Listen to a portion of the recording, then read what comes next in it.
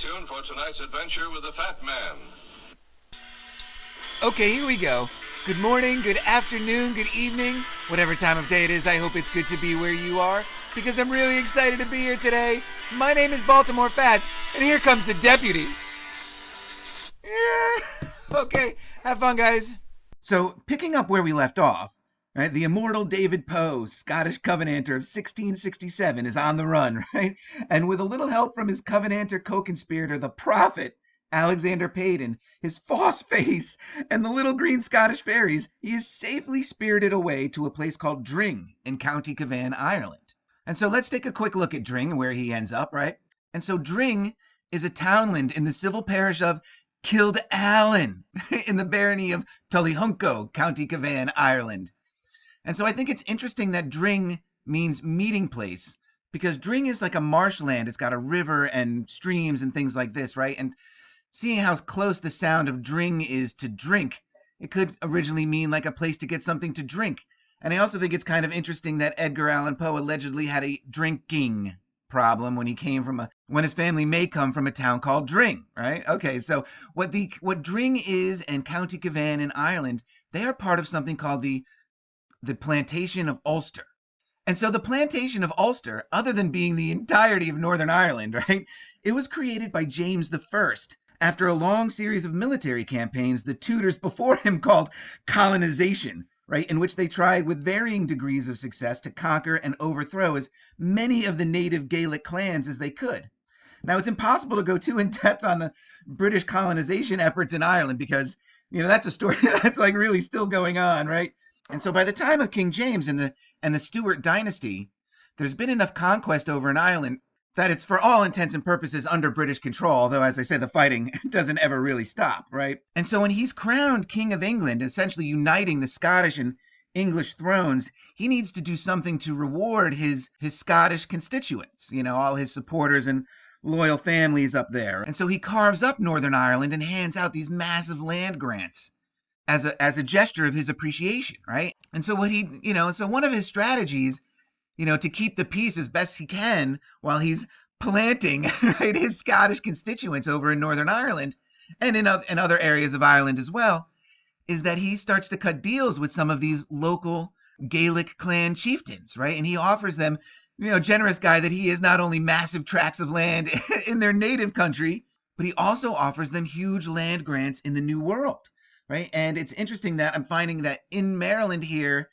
a lot of the big families that start out the colonies in Maryland and Virginia and stuff like that are coming from Ulster here, right? And that's no coincidence. And it's interesting that Wiki kind of puts this together for me when they put on his page that in his reign, the plantation of Ulster and the British colonization of the Americas begins, right? And so it cannot be a coincidence that these two things are tied together with the families that are coming over here, right? And what perhaps the long game objective of this plantation project really is, right?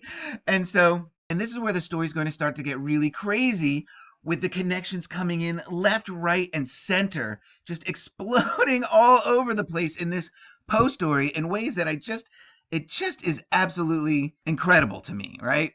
This begins, as I said, with David Poe getting to Ireland, right? And the fact that when he gets there, that there's no coincidence that when he gets to Dring, there are Poes already there, right? And so I found this book, which is The Origin and Early History of the Family of Poa, or Poe, with full pedigrees of the Irish branch of the family, and a discussion of the true ancestry of Edgar Allan Poe, the American poet. And now this was published in 1906, and it was an extremely limited edition of 200 copies, right, of which this is either 195 or 105. And the romantic in me, he wants this to be 105 so I can make it a 6, but in all likelihood that's a 9. Anyway, an extremely limited book that was essentially a commission, right? And it was written by one Sir Edmund Thomas Bewley, right? And I don't know what these initials all stand for, right? And so this is actually quite amazing because I had never really looked him up before, but I did notice this beforehand, and I had a comment ready to go on it. Along with writing this Poe's family history and genealogy, right? He authors one for his own family of Cumberland, and it's interesting that there is a Cumberland, Maryland, and where that is, that's going to tie in as well, right? The story is getting absolutely more incredible. He also wrote a family history for the family of Moloch, and when I saw that, it was like, Moloch. We all know who Moloch is. There he is, right? The Canaanite god associated with child sacrifice. So he writes the family history of Moloch. And so let's take a look at Bewley really quick here. And so he was an Irish lawyer genealogist, right? Right. So he was an Irish lawyer. He becomes a judge on the Irish Supreme Court. And so now it's starting to get, I mean, the connections that I'm making every time I look at something, every time I see a name, I make a new connection, or every time I take a look at somebody, I find something new. Like with this like him being knighted by the Lord Lieutenant of Ireland, right? And that he marries a woman named Anna Sophie Stewart, and that he's an FSA, right? And so what this FSA is, he's a member, he's a fellow of the Society of Antiquaries of London. And so we all know what antiquarianism is. It was archaeology before it became a science. It was just, collecting art and stuff. So, right. And, seeing the name Sophie here reminds me that I neglected to mention that the Cathars were a highly Gnostic Christian sect. Seeing the connection here with him being knighted by the Lord Lieutenant of Ireland, and he marries a Stuart, with King James being the first of the Stuart monarchs, right? And him creating the plantation of Ulster, and who the Lord Lieutenant was in Ireland at that time. And so let's take a quick look at that, because this is kind of where, like I said, this whole story just gets nuts here with this Poe family history. I mean, so crazy. Where is it? And so the craziness really has to start somewhere with all these connections. And believe me, it is just unbelievable if they haven't been unbelievable enough already, right? With tracing Poe to the Covenanters and the Cathars, and seeing the name Moloch and everything else that's about to happen, it just gets unbelievable, right? So this book, again, a private publication, printed for the author and his close society of antiquarian friends.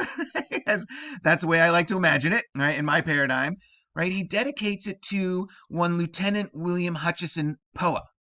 Right. And so this is where we got to start playing the name game. And Hutcheson is a name we need to keep in mind. Right. This little book is dedicated as a mark of esteem and regard by his sincere friend.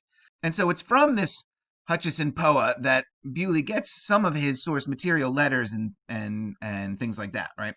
And so he dedicates this book to him.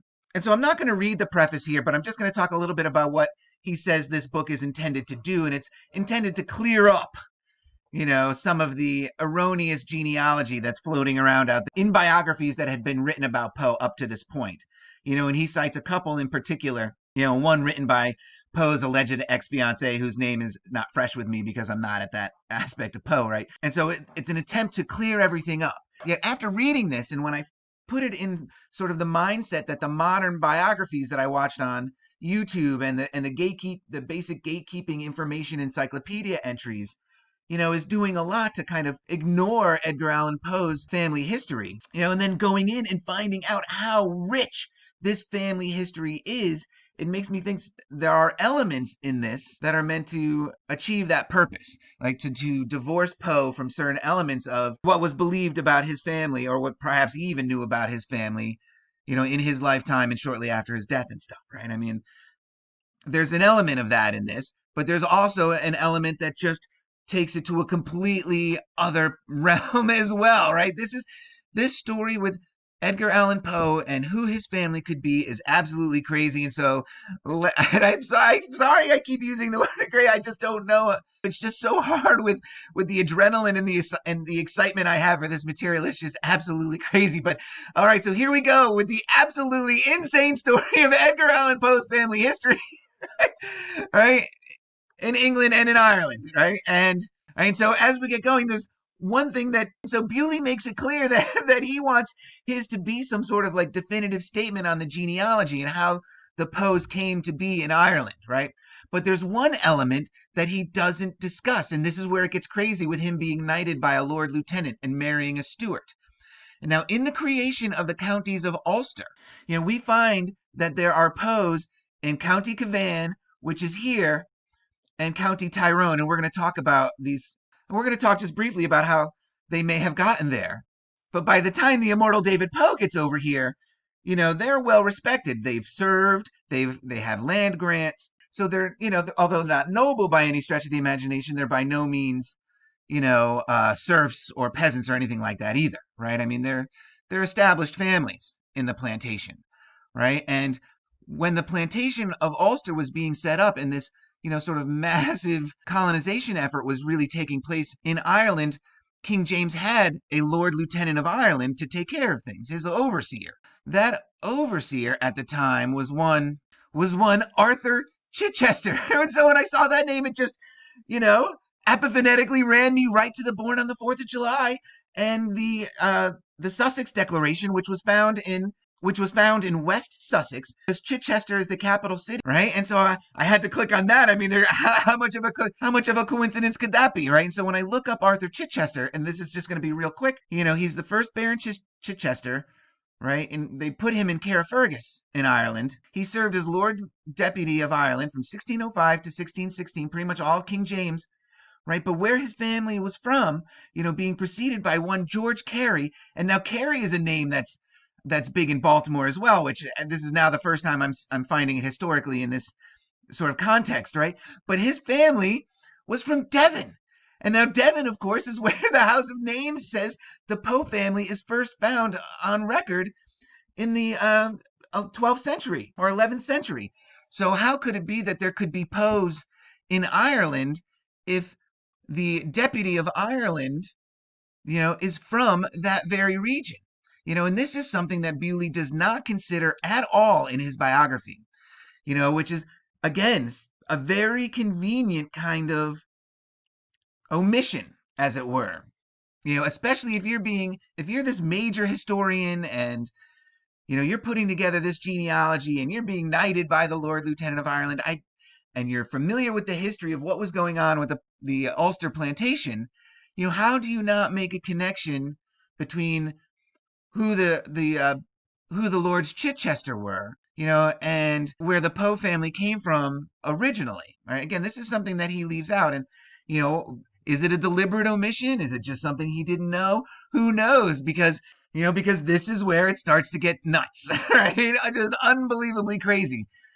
Okay, and so once again, the absolute insanity, the sheer craziness of what is the family of Edgar Allan Poe, just ran away from me. So I'm gonna end this one here, but I am gonna leave you off with one nice big cherry on top, in anticipation of just to show you guys a little bit of what's to come, because it's absolutely crazy. Right here at Chapter 1, The Origin of the Poe Family, Bewley tells me this, that he finds in his research amongst the papers of one Duke of Rutland at Belvoir Castle a list of the officers of the Forest of Sherwood, where the keeper of the forest is one Sir John Byron, and the underkeeper is Richard Poe, an ancestor of Edgar Allan Poe. That's absolutely unbelievable that a relative of Edgar Allan Poe would be essentially the deputy of Sherwood Forest. It is absolutely unbelievable that, I can connect Edgar Allan Poe through the Scottish Covenanting movement to the Cathars to perhaps the Jesus bloodline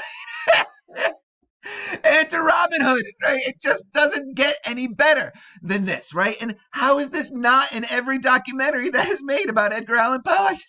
I don't understand. All right, so it may be a week or so before I get to the next one. So I hope you guys have been having as much fun with this as I have. And remember, just because you don't know the truth doesn't mean you can't have fun with the lie. All right, until the next one, cheers, guys.